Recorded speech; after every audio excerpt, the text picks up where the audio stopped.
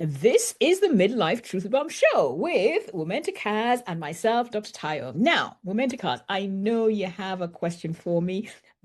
Valentine's Day is hardly a month away, so go for it. Love and hormones and Valentine's Day. What happens for us and what does that mean? Ooh, it's a time when there is almost like a perfect storm, Kaz.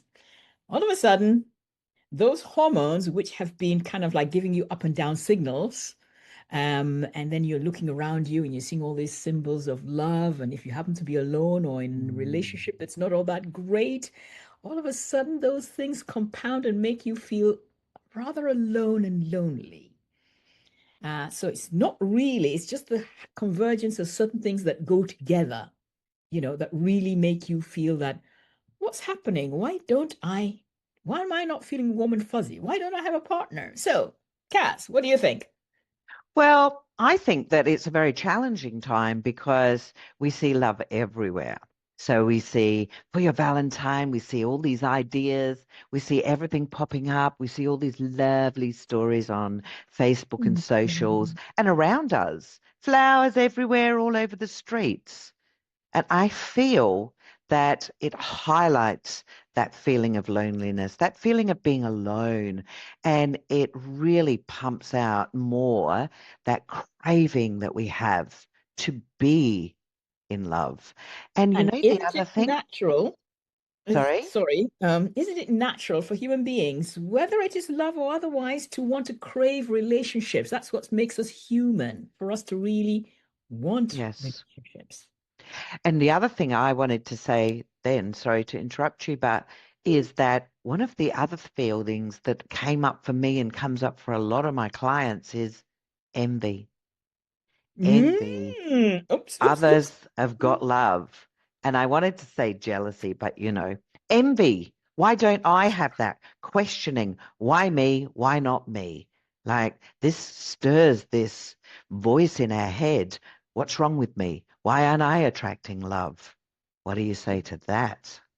Those are twin flames. Envy and jealousy. I'm not sure that the one goes without the other anyway.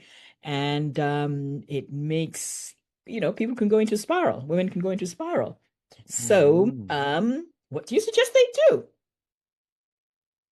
Well, I suggest that instead of focusing on what we all talk about of self-love, because let's face it, we all know that we need to love self before another can love self, right? So we all know that, but it's not as easy as they make it out to be. So I feel like it's an important time for us to really get clear on who it is that we're wanting to attract, what qualities we're looking for. So it's almost like an activity I do with my clients around self-sabotage and that person that protects us, that's protected us, made us strong, independent women. Mm. But that person also sometimes keeps us a little too protected. And it may be your protector that's speaking to you at this time that is such a heart-filled time like Valentine's. Mm. And And I think wouldn't we you should look at say, that. yeah, and wouldn't you say that in wanting that state of being in a relationship, you also have to be prepared for it. You can't want something from Mhm. another person which you don't have yourself or have given to yourself, if you like. And therefore you have to be able to be the kind of person who the other person is also attracted to. You can't decide, you want this person to be kind and giving and all kinds of Mhm. things when you're a hoary monster somewhere. You have to work on yourself. What do you say to that? Well, definitely I agree. And I think that we can both talk into this because when we are feeling that envy or feeling that craving for love, and we have that self-talk that starts to happen, I think that creates a lot of that anxiety that you and I talk about and that stress. And so at this time in the year, let's say, when everyone is focusing on love, for us, to focus on ourselves and what we would like to attract. You need to be who you want to attract, right? You Hmm. are. You attract who you are. Like brings like. And Mm. so maybe this is a great time for us at Valentine's to make a pivotal moment and really focus on those things that we love about ourselves. And like you said, where are we behaving like the person we wish to attract and the feelings that we want to feel.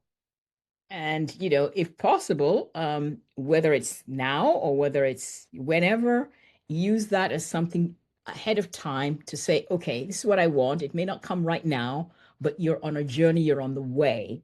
And I would also add that you mentioned the word stress, that the hormones we already know bring on a level of stress that's Mm-hmm. unprecedented because that's what they do. They release more cortisol, your cortisol level goes up, and therefore you can have you can have, you know, stress modulating methods to bring that down. So you become a lot more rational and you kind of like, instead of having that horny things going Yeah. on, you can actually get your mind settled much more. You can bring your thought processes, your emotions down into a place where you actually can embody love. Right. Well, I think that this is a bigger subject than we can even talk about in a few minutes. But one of the things that I think is really important, like what you said, is prepping for that.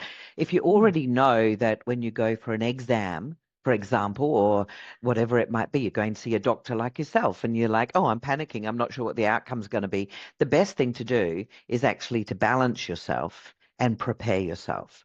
And if you Mm. know this time of love is coming up, take some actions, do things that you need to do to keep your body in that calm space Yeah. and deal with it before it comes. What do You you say can't to that? separate your body from your emotions. They're all you actually have to deal with your body and the things that go in it, your energy levels, your nutrition, your fitness levels, that which allow you to be able to modulate your stress levels.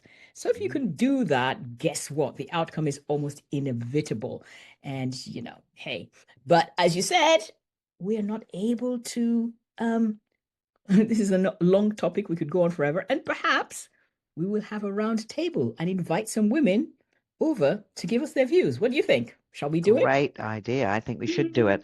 And I think that what we could do is maybe we can expand on a couple of these areas. So maybe it would be a great time to put in the chat what we're talking about here, what you'd like to know more about.